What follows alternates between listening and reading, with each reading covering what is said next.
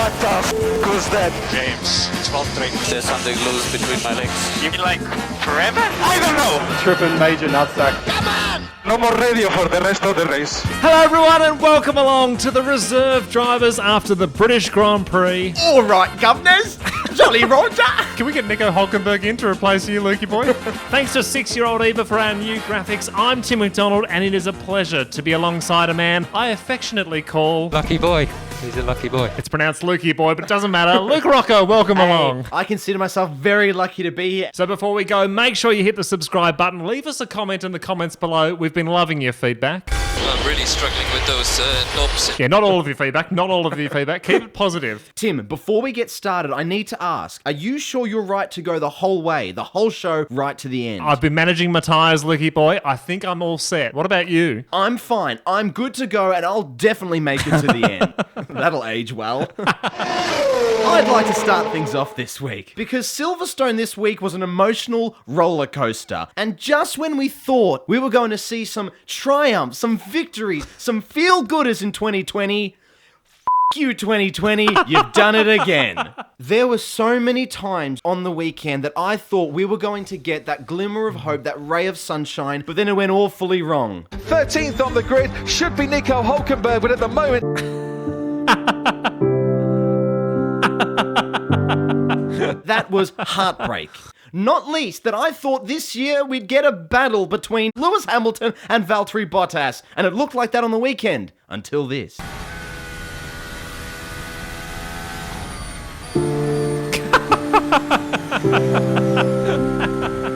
So to those I say, F you 2020, you've done it again. And here I was thinking we'd have a good start to the podcast, Lukey boy, and then that segment comes along.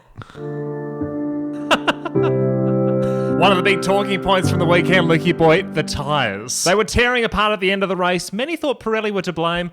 I point the finger at this man. Even though it's about 1.6 seconds slower per lap, it should last long enough for the teams. Crofty, what are you doing? The Crofty commentary curse now extends to tyres. In fact, so bad were the tyres this week that they've actually updated that graphic for next week. 3 tyre compounds for today. Many people asking the question, Lukey boy, what went wrong with the tyres? And in a reserve drivers exclusive, on the line now, live from Italy, Mr. Pirelli himself. Welcome to the reserve drivers. Hey Tim, hey Luke. It's great to be here. Well, Mr. Pirelli, we're going to get stuck into the difficult questions that everyone wants an answer to. Tyres were blowing up left, right and centre. How are you at Pirelli feeling? Deflated. I believe we're just about to lose the satellite. That's all we've got time for from Mr. Pirelli. Jeez, he's looking a bit flat, isn't he? Oh, cheer up, Mr. Pirelli. We might cross back to Mr. Pirelli later in the show. We might not. Hey, mate. Yeah? Do you mind if I just take a breather? My right ass cheek is getting a bit numb. Hi, can we get Sergio Perez to the studio, please? Wasn't it wonderful to see Nico Hulkenberg back in Formula One? It felt like the glory days of 2019. Nico Hulkenberg in an underperforming, broken down car. It was wonderful to see. Obviously, he didn't get to race on Sunday, Lukey boy, and everyone wanted to ask the Hulk what was going on. One man, and one man only, got the exclusive interview, Ted Kravitz. You got into the car, what? I'm just glad that you're back. Listen, I got into trouble with Daniel Ricciardo last week, so I can't. I'm not even sure if I'm allowed to talk to you. But you'll be back in Silverstone too. For a man who had a midnight seat fitting, a rushed plane trip, and missed the race, yet that was the worst part of his weekend, Lukey boy. That was more uncomfortable than the thing that was sticking into his right ass cheek during practice. This isn't the first time a big name, high profile driver has filled in for a team last minute. Jenson Button for Alonso. Okay, I'm going to pee in your seat. Which is very hard to do if you've got a numb right ass cheek as well, by the way. That's very tough to do. Although quite relieving, I've heard. Jenson didn't actually pee in the cockpit. That would be ridiculous. But just take a look at Daniel Ricciardo post-race at Silverstone. Well, we'll start with that firstly. You just left the stewards. Take a good look, What was to be Tim. said? It looked a bit on edge to me. Now, if you didn't quite pick it up, take another look. Well, we'll start with that firstly. You just left the stewards. What was to be said? It looked a bit on edge to me. Looked very on edge to me. I'm not saying Ricciardo pissed himself, but I am saying he was very excited for finishing P4. He was finishing P1. I actually did a bit of research and I read this certified scientific journal article. that talks about honey badgers urinating for sexual communication and a marking of territory. So all I can say is that if Daniel Ricciardo tries to establish himself at McLaren next year, watch out Lando Norris, okay? Stick to the milk, Lando, because that apple juice ain't apple juice. Tough weekend for Sebastian Vettel, Lukey boy. His car was nowhere throughout the whole weekend. Ferrari let him down in terms of the car. They've already ditched him for next year. And I saw this rather concerning ad during the week. From professionals to amateur drivers, this is open for anyone above the age of 80. Does this sound like you? Race with the best and prove you have what it takes to join this elite team. They're already advertising his job. The season's not even over yet and they're advertising his job. Oh, that's a bit cheeky. Ferrari did manage to bring one new upgrade to the track, Lukey boy. They've even got their own Ferrari-branded hand sanitizer. Ferrari hand sanitizer. Ooh. And we've got some of it here. Ferrari hand sanitizer, or Sebastian Dettol, as I call it, kills 99.9% of careers. It's a wonderful product. That'll make you Charles the Clean, won't it? If you're watching Sky F1's coverage of the weekend, they did a wonderful montage of Elton John's Your Song to celebrate the fans of Silverstone. I am a huge Elton John fan, and I thought, what can I do about it? What can I bring? And I have got... Where are you going? Not more Heineken, is it? I have brought a guest to the show. It's Pop-Up Elton. Big fan of F1 Elton John. Huge fan. You might have seen him in 2015 interviewing Lewis Hamilton on the grid, still wearing his Rich Energy livery there. He's got big Formula One singles like Bernie and the Falsets of Teeth. That's a good one. I'm still not on the standings. That's George Russell hasn't got a point yet. Pop-Up Sir Elton, what are your thoughts on Alonso returning to F1? What? The bitch is back! Oh, no. Sir Pop-Up Elton, come on. You got any questions for Sir Elton? You're awfully quiet over there, Tim. Is that Elton John or Mr. Pirelli? Who is that? No, he's got to go. Oh, he's got to go. Can we get cardboard cutout Nico Hulkenberg to replace cardboard cutout Elton John? Next week it's going to be cardboard cutout me. Well done, Lewis Hamilton. Another win in Silverstone. Hey, Hamilton's a gun, no denying. But that Mercedes is pretty damn amazing if it can do laps around Silverstone with 3 wheels.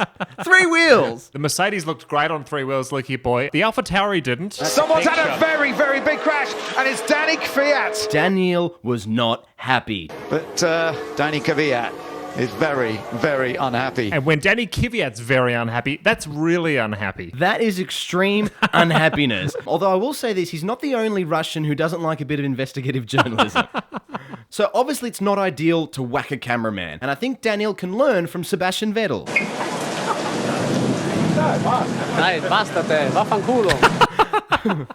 That's actually the last recorded footage of Sebastian Vettel smiling at work. So that's nice to see. But I think Daniel was taking a bit more of a Juan Pablo Montoya approach. Fucking idiot, you broke my fucking head. You broke my... You fucking idiot! No, yeah? Look at that, you broke my fucking head. I'm no media expert, but camera operator 101, do not break an F1 driver's head. And Montoya's ass was numb as well, Lukey boy, so it was a double-edged sword for Juan. That's Juan Pablo Montoya. Broken head was Lance Stroll's driving mentor. I'm not connecting any dots. Lukey boy, it's time for a bit of technical talk.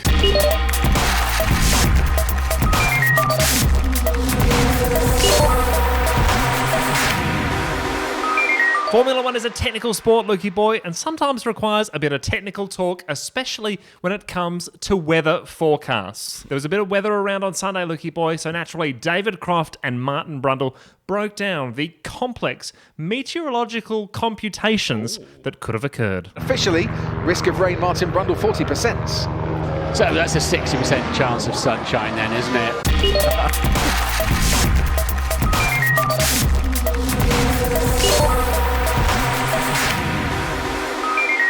Did you catch that, everybody? Formula One is a very technical sport. There's a 60% chance of sunshine if there's a 40% chance of rain. There's 2 guys that don't have broken heads. I don't know. Brundle and Croft were back at it in the commentary box, Lukey boy, and what I love about those two is their chemistry as broadcasters. They're always listening to each other and adding to what the other one is saying. Lance Stroll just been shown the black and white flag, and once again I think that's for driving standards, and Ocon puts himself up into 8th place.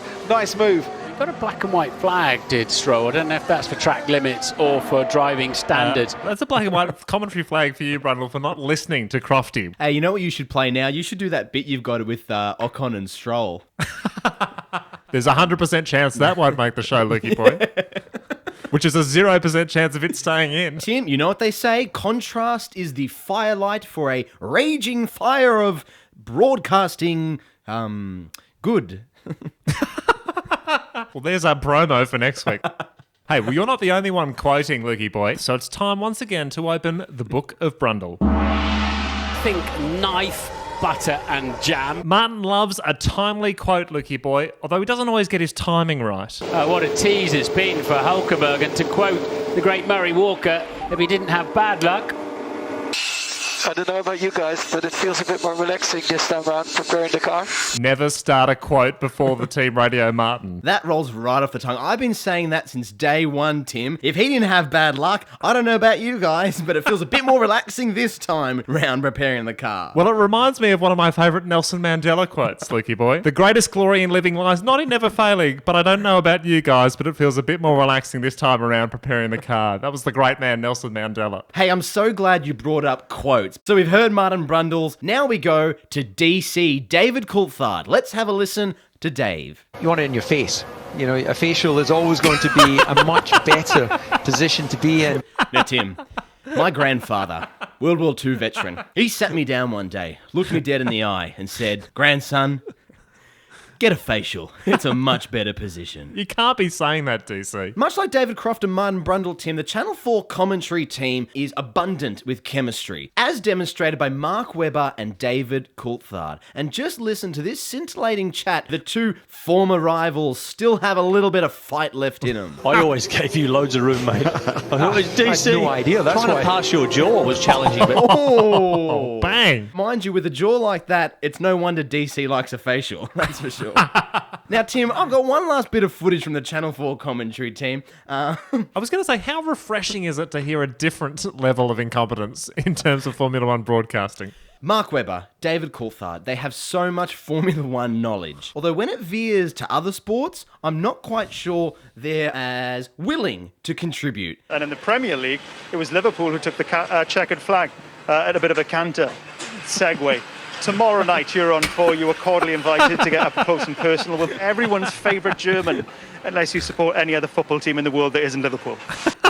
Can we get a temperature check on Webber and Coulthard? What are they doing? The tyres had more life in them than those two. Lukey boy, time for a new segment. And look, for me personally, the qualifying racing, the action on track, that's always secondary in terms of my enjoyment of Formula One. The thing I love most about Formula One are the metaphors, the analogies, the similes in the commentary box. So it's time for... Like a fruit machine at an arcade. Like Pavlov's dog liquor, ferret and surgery. Like the inside of a ball of mozzarella cheese. Like an octopus, fighting an octopus. Almost like asking a goat to remain within jabbing distance of a T-Rex. What's the old phrase, Crofty? I've got balls, but none of them is crystals. Like a caged tiger, like a quiet boy. Like a whale. Like he's got razor blades on his elbows. Metaphorically, doesn't he? Meta Formula One. Whoa! This is the new World Championship. We're going to be ranking the best metaphors from the weekend, and we've got a couple of great ones to kick us off. Let's start with Martin Metaphor Brundle, Lukey boy. Here he is with the perfect one to describe K-Mag and Alex Albon's crash. That's a high-risk place to...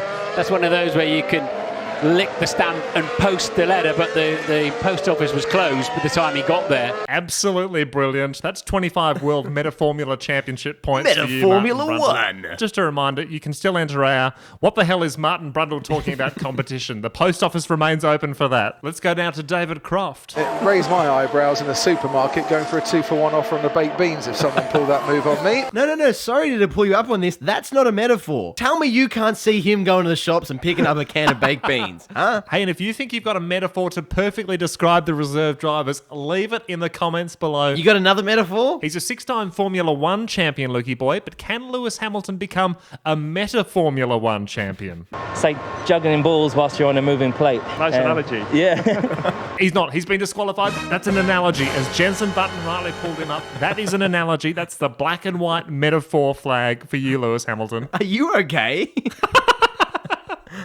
I'm worried. Like, can we get the medic? We need a medic or something. Well done, Lewis Hamilton, although it was nearly a win for Max Verstappen had he not come in and pitted for the new tyres on the fastest lap. And it was the key question after the race, Lukey boy. Did they lose the win today? I think you'd have to say they did. But they didn't think they were going to lose the win when they pitted and lost the win. Get it? No, I have no idea what you're talking about there, Ted Kravitz. That sounds like a Mandela quote. And a reminder, you can still enter the What the Hell is Ted Talking About competition. We've got a lot of entries to that one. And hopefully the post office is open. Of course, it was a lonely race for Verstappen, Lukey boy. Hamilton and Bottas way out in front. Charles Leclerc too far behind. And Ted Kravitz summed up how he would be feeling. It is a really lonely race for Max Verstappen. Here he comes. Pass me now. that sums up his race. How did it go, Ted? I'm bored. And that sums up this podcast as well, Lukey boy. But Ted has form in this regard. It's not the first time he's added sound effects to his coverage. So once again, it's time to take a trip down memory pit lane.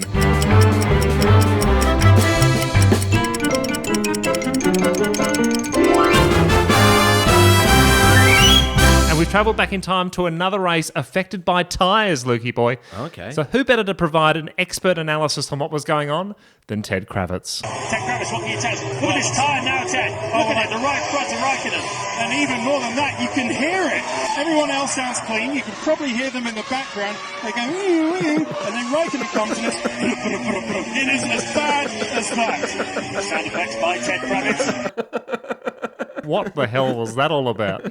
Tim, why is it that all the trips down memory pit lane make us piss ourselves? We become Daniel Ricciardo, Lukey boy. We just lose control of our bladders. Sad news after the weekend, Lukey boy. I'm taking the next 3 races off for various reasons. No Ted Kravitz, no notebook, so we've put together this tribute. Hiya! The stories that matter. Kevin Magnussen with his hipster jeans. I'm not really with it with the fashions. The most respected views. The FIA have said that,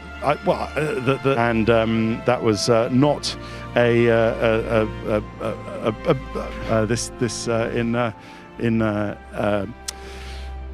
Renault. And the interviews that have everyone talking. There is Hulkenberg. Yay! Hello. You're right. Sorry about today. I think that's a good place to take a break, don't you? But for now, stay frosty, and we'll see you soon. Hey, crack the champagne open. Congratulations are in order. Not just to you at home sitting through this, but to Alan Permane. Tim? Who? Celebrations at Renault today, by the way, for their sporting director, Alan Permane, celebrates his 500th Grand Prix. The Permeister General, Alan Permane, a stalwart of F1. Sporting director of the show. Sporting director of the show. Big congratulations. Now, I thought it's only right that we do a bit of a deep dive into Big Al. I know we were worried about finishing this podcast, but I might have to finish it early if we're going to be deep diving into Permane. I've got permission for Permane. Here we go. So let's find out a little bit about the P-Man. It doesn't use 2 words when one will do. You get, he's a straight talker, Alan.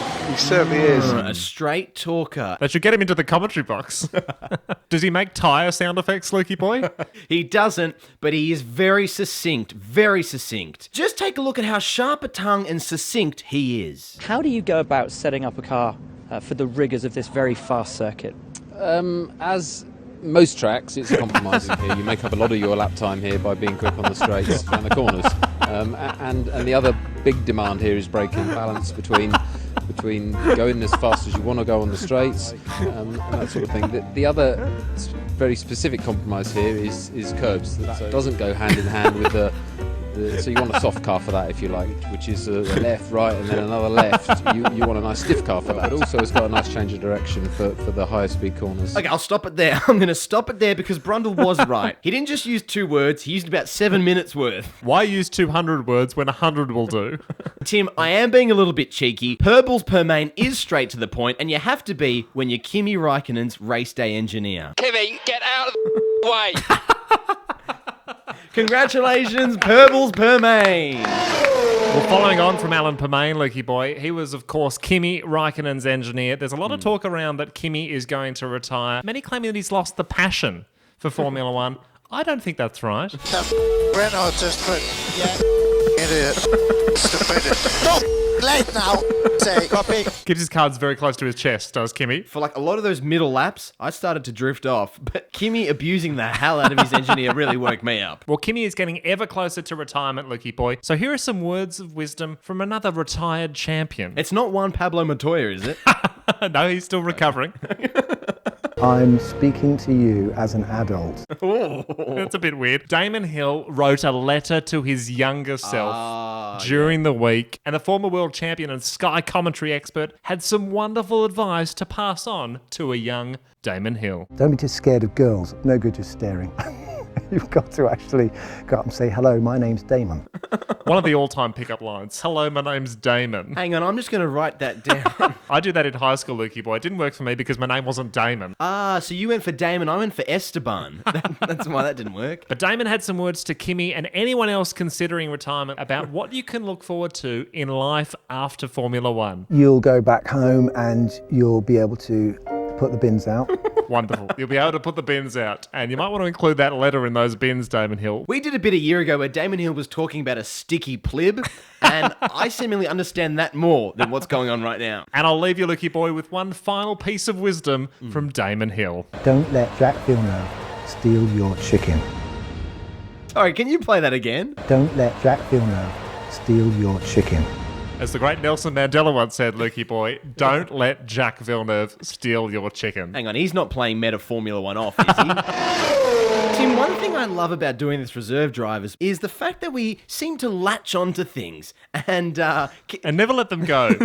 We really milk the udder dry, that's for sure. One thing we've noticed this year is the microphone situations. So we saw in the press conference, a bit too close to comfort. We saw Simon Lazenby, he had like 8 in his hand. So I'd actually like to launch a competition in honor of the audio equipment theme that we seem to be having here on the show.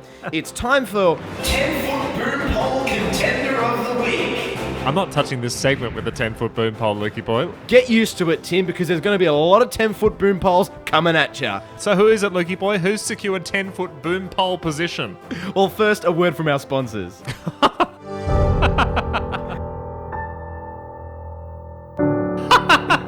If YouTube aren't going to put the ads on our videos, I'll do it myself. This week's edition is brought to you by Karun Chandok and the man of the moment, Nico Hulkenberg. Check out this 10-foot boom pole mic. Talk with you, I think you're a busy man. Look how long it is. Look at the reach on that one.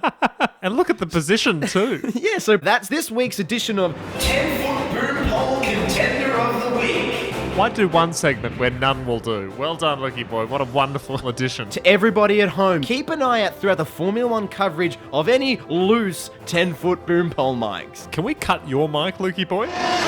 Tim, we're nearly finished, but are you sure you're right to go on? I'm going to make the big call, Lukey boy. I'm going to come in for new softs and have a crack at the fastest joke. Tim, you know I like to get out of the pits early, so get your clock ready. I'm ready to go. It's lights out, and away we go. Romain Grosjean is the chairman of the Grand Prix Drivers Association.